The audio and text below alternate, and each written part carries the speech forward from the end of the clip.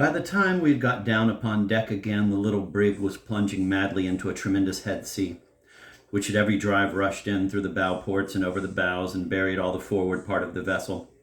At this instant, the chief mate, who was standing on the top of the windlass at the foot of the spencer mast, called out, "Lay out there and furl the jib." This was no agreeable or safe duty, yet it must be done. An old Swede, the best sailor on board, who belonged on the forecastle, sprang out upon the bowsprit.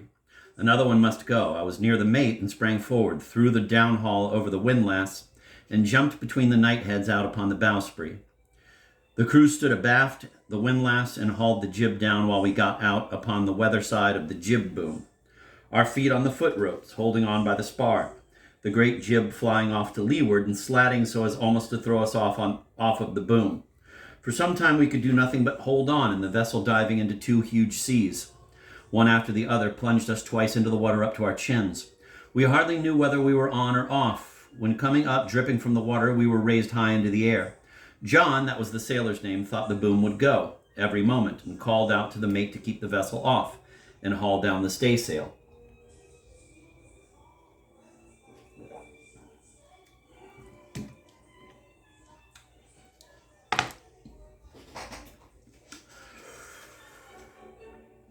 But the fury of the wind and the breaking of the seas against the bows defied every attempt to make ourselves heard, and we were obliged to do the best we could in our situation. Fortunately, no other seas so heavy struck her, and we succeeded in furling the jib after a fashion. And coming in over the staysail nettings, were not a little pleased to find that all was snug, and the watch gone below. For we were soaked through, and it was very cold. The weather continued nearly the same through the night. Monday, November 10th. During a part of this day we were hove to, but the rest of the time were driving on under close reefed sails with a heavy sea, a strong gale and frequent squalls of hail and snow. Tuesday, November 11th, the same. Wednesday, the same. Thursday, the same. We had now got hardened to Cape weather. The vessel was under reduced sail and everything secured on deck and below, so that we had little to do but to steer and stand our watch. Our clothes were all wet through, and the only change was from wet to more wet. It was in vain to think of reading or working below, for we were too tired. The hatchways were closed down, and everything was wet and uncomfortable, black and dirty, heaving and pitching. We had only to come below when the watch was out, wring out our wet clothes, hang them up, and turn in and sleep as soundly as we could, until the watch was called again. A sailor can sleep anywhere. No sound of wind, water, wood, or iron can keep him awake. And we were always fast asleep when 3 blows on the hatchway, and the unwelcome cry of "All star bow lines ahoy! 8 bells there below, do you hear the news?" the usual formula of calling the watch, roused us up from our berths upon the cold, wet decks.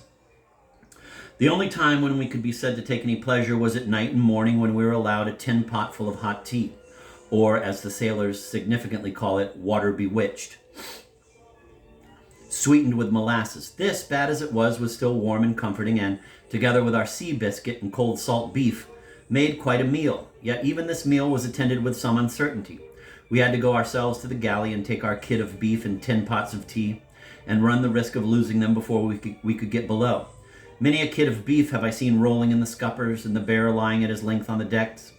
I remember an English lad who was always the life of the crew, but whom we afterwards lost overboard, standing for nearly 10 minutes at the galley with his pot of tea in his hand, waiting for a chance to get down into the forecastle, and seeing what he thought was a smooth spell, started to go forward.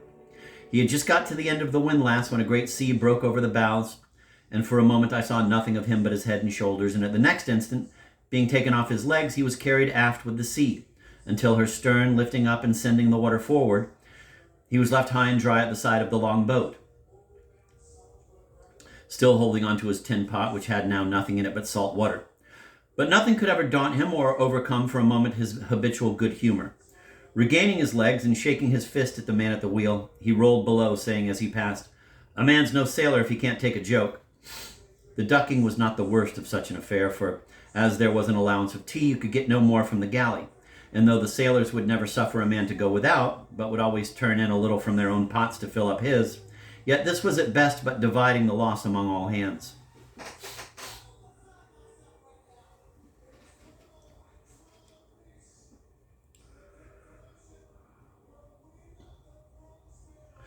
Something of the same kind befell me a few days later. The cook had just made for us a mess of hot scouse, that is, biscuit pounded fine, salt beef cut into small pieces, and a few potatoes boiled up together and seasoned with pepper.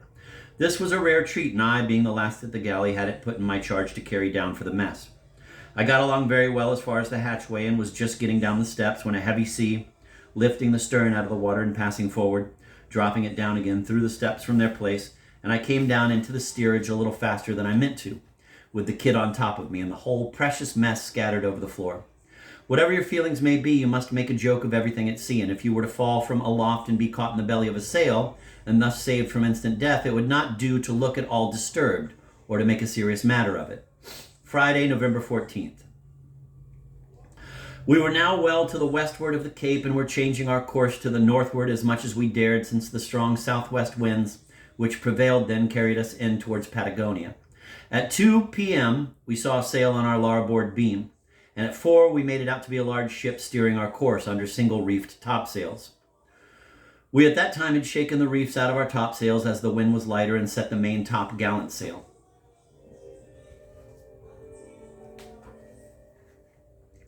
As soon as our captain saw what sail she was under, he set the fore top gallant sail and flying jib, and the old whaler, for such his boats and short sails showed him to be, felt a little ashamed and shook the reefs out of his topsails, but could do no more, for he had sent down his topgallant masts off the Cape. He ran down for us and answered our hail as the whale ship New England of Poughkeepsie, 120 days from New York. Our captain gave our name and added 92 days from Boston. They then had a little conversation about longitude, in which they found that they could not agree. The ship fell astern and continued in sight during the night.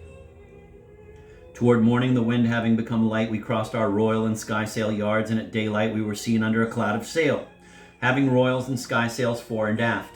The spouter, as the sailors call a whaleman, had sent out his main top gallant mast and set the sail and made signal for us to heave to. About 7:30 their whaleboat came alongside, and Captain Job Terry sprang on board, a man known in every port and by every vessel in the Pacific Ocean. "Don't you know Job Terry? I thought everybody knew Job Terry," said a green hand, who came in the boat to me when I asked him about his captain. He was indeed a singular man. He was 6 feet high, wore thick cowhide boots and brown coat and trousers, and except the sunburnt complexion had not the slightest appearance of a sailor. Yet he had been 40 years in the whale trade, and as he said himself, had owned ships, built ships, and sailed ships. His boat's crew were a pretty raw set, just set out of the bush, and as the sailor's phrase is, hadn't got the hayseed out of their hair.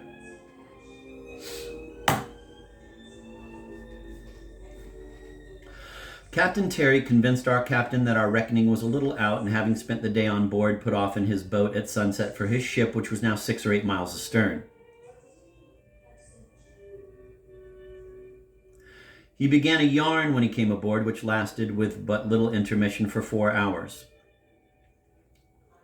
It was all about himself and the Peruvian government and the Dublin frigate and Lord James Townsend and President Jackson and the ship Ann McKim of Baltimore. It would probably never have come to an end had not a good breeze sprung up, which sent him off to his own vessel.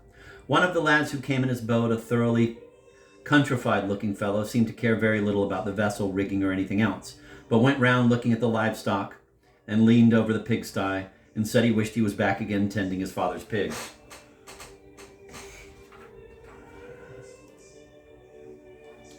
At 8 o'clock we altered our course to the northward, bound for Juan Fernandez. This day we saw the last of the albatrosses, which had been our companions a great part of the time off the Cape. I had been interested in the bird from descriptions which I had read of it, and was not at all disappointed. We caught 1 or 2 with a baited hook, which we floated astern upon a shingle.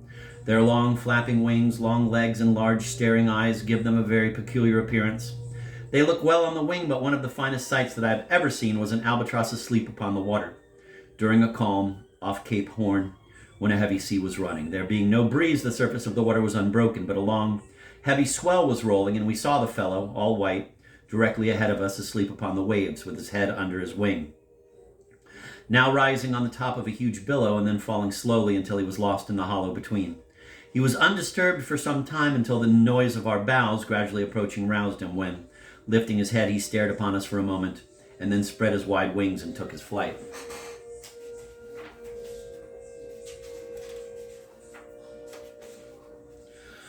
Chapter 7.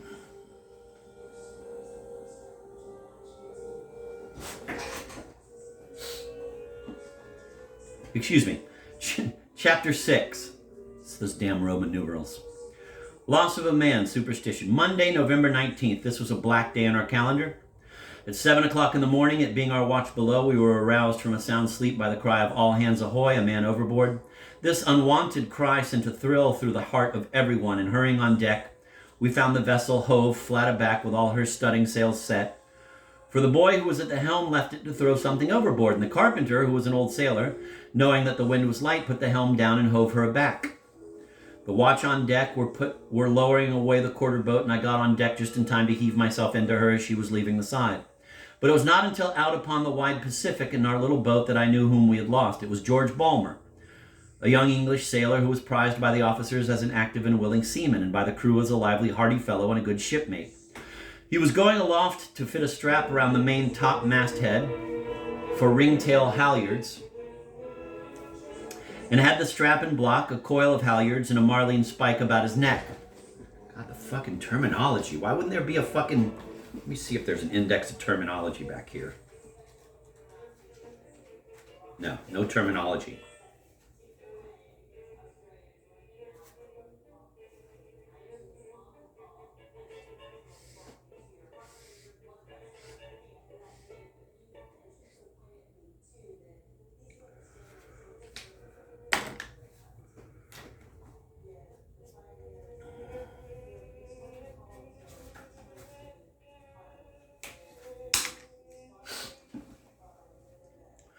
He was going aloft to fit a strap round the main top masthead for ringtail halyards, and had the strap and block, a coil of halyards, and a marline spike about his neck.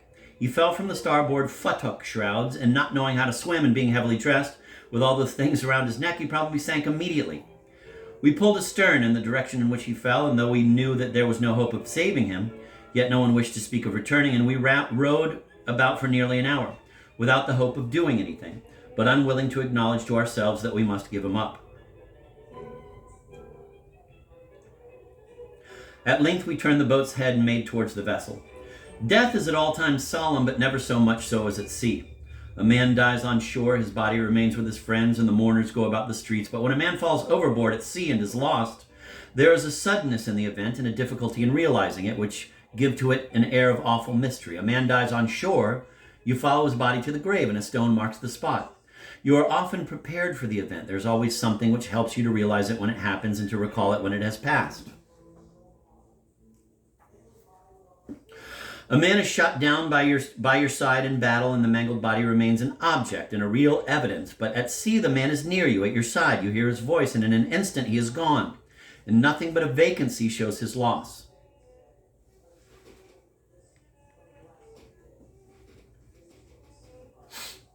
Then too at sea, to use a homely but expensive phrase, you miss a man so much.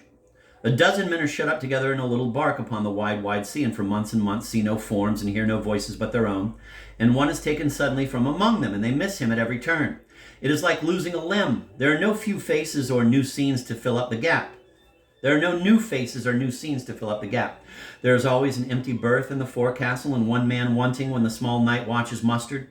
There is one less to take the wheel, and one less to lay out with you upon the yard. You miss his form and the sound of his voice, for habit had made them almost necessary to you, and each of your senses feels the loss.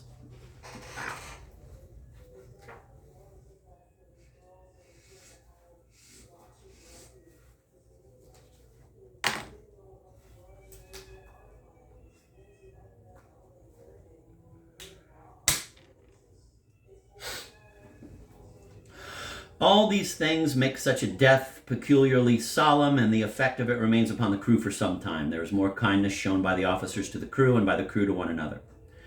There is more quietness and seriousness. The oath and the loud laugh are gone. The officers are more watchful, and the crew go more carefully aloft. The lost man is seldom mentioned, or is dismissed with a sailor's rude eulogy.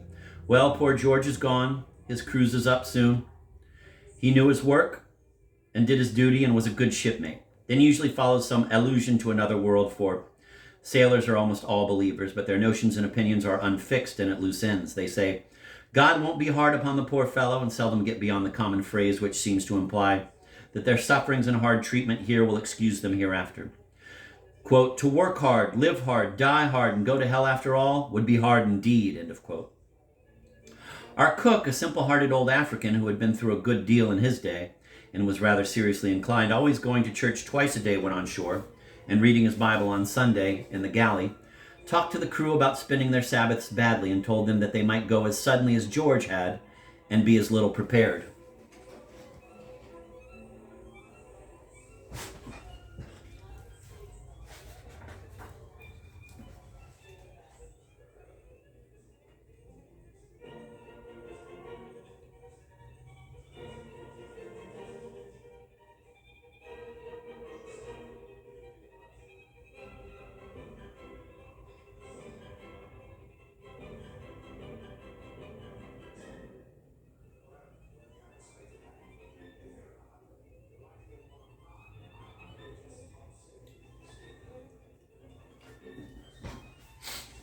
Yet a sailor's life is at best but a mixture of a little good with much evil and a little pleasure with much pain. The beautiful is linked with the revolting, the sublime with the commonplace, and the solemn with the ludicrous.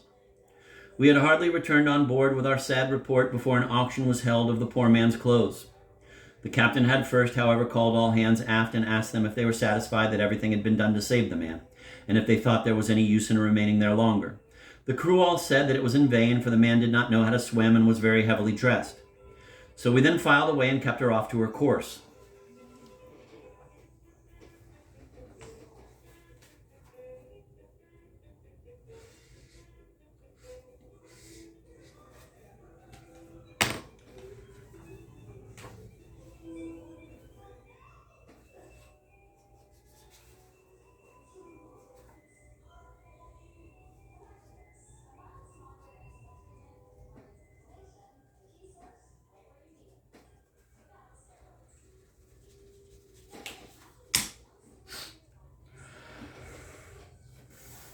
So we then filed away and kept her off to her course. The laws regulating navigation make the captain answerable for the effects of a sailor who dies during the voyage, and it is either a law or a universal custom established for convenience that the captain should immediately hold an auction of his things, in which they are bid off by the sailors, and the sums which they give are deducted from their wages at the end of the voyage. In this way, the trouble and risk of keeping his things through the voyage are avoided, and the clothes are usually sold for more than they would be worth on shore. Accordingly, we had no sooner got the ship before the wind than his chest was brought up upon the forecastle, and the sail began. The jackets and trousers in which we had seen him dressed but a few days before were exposed and bid off while the life was hardly out of his body, and his chest was taken aft and used as a store chest, so that there was nothing left which could be called his. Sailors have an unwillingness to wear a dead man's clothes during the same voyage, and they seldom do so unless they are in absolute want. As is usual after a death, many stories were told about George. Some had heard him say that he repented never having learned to swim, and that he knew that he should meet his death by drowning. Another said that he never knew any good to come of a voyage made against the will, and the deceased man shipped and spent his advance, and was afterwards very unwilling to go, but not being able to refund, was obliged to sail with us.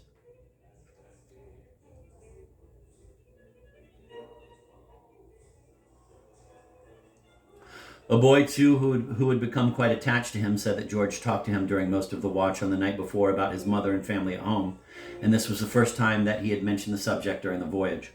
The night after this event, when I went to the galley to get a light, I found the cook inclined to be talkative, so I sat down on the spars and gave him an opportunity to hold a yarn. I was the more inclined to do so, as I found that he was full of the superstitions once more common among seamen, and which the recent death had waked up in his mind. He talked about George's having spoken of his friends, and said he believed few men died without having a warning of it, which he supported by a great many stories of dreams and the unusual behavior of men before death. From this he went on to other superstitions, the Flying Dutchman, etc., and talked rather mysteriously, having something evidently on his mind. At length he put his head out of the galley and looked carefully about to see if any one was within hearing, and being satisfied on that point, asked me in a low tone, "I say, you know what countryman he carpenter be?" "Yes," said I, "he's a German." "What kind of a German?" said the cook. "He belongs to Bremen," said I. "Are you sure of that?" said he. I satisfied him on that point by saying that he could speak no language but the German and English. "I'm plaguey glad of that," said the cook. "I was mighty afraid he was a Finn. I tell you what, I've been plaguey civil to that man all the voyage. I asked him the reason of this and found that he was fully possessed with the notion that Finns are wizards, and especially have power over winds and storms. I tried to reason with him about it, but he had the best of all arguments, that from experience at hand,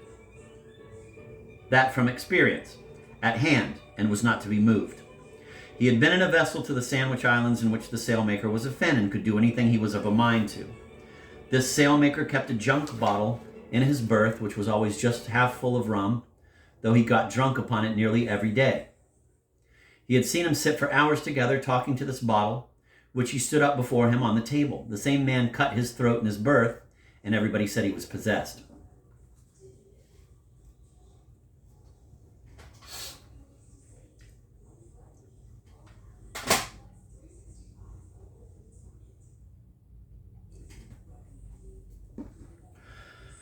He had heard of ships, too, beating up the Gulf of Finland against a headwind and having a ship heave in sight astern, overhauling past them, with as fair a wind as could blow, and all studding sails out, and find she was from Finland.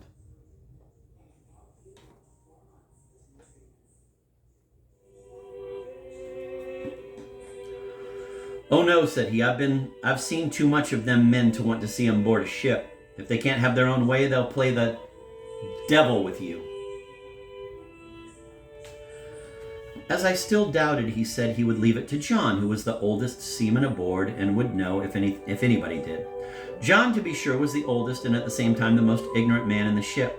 But I consented to have him called. The cook stated the matter to him, and John, as I anticipated, sided with the cook, and said that he himself had been in a ship where they had a headwind for a fortnight, and the captain found out at last that one of the men, whom he had had some hard words with a short time before, was a Finn, and immediately told him if he didn't stop the headwind, he would shut him down in the forepeak. The Finn would not give in, and the captain shut him down in the forepeak and would not give him anything to eat. The Finn held out for a day and a half, when he could not stand it any longer, and did something or other which brought the wind round again, and they let him up. "There," said the cook, "what you think of that?" I told him I had no doubt it was true, and that it would have been odd if the wind had not changed in 15 days, Finn or no Finn. "Oh," says he, "go away. You think because you've been to college you know better than anybody. You know better than them as has seen it with their own eyes. You wait till you've been to sea as long as I have, and you'll know."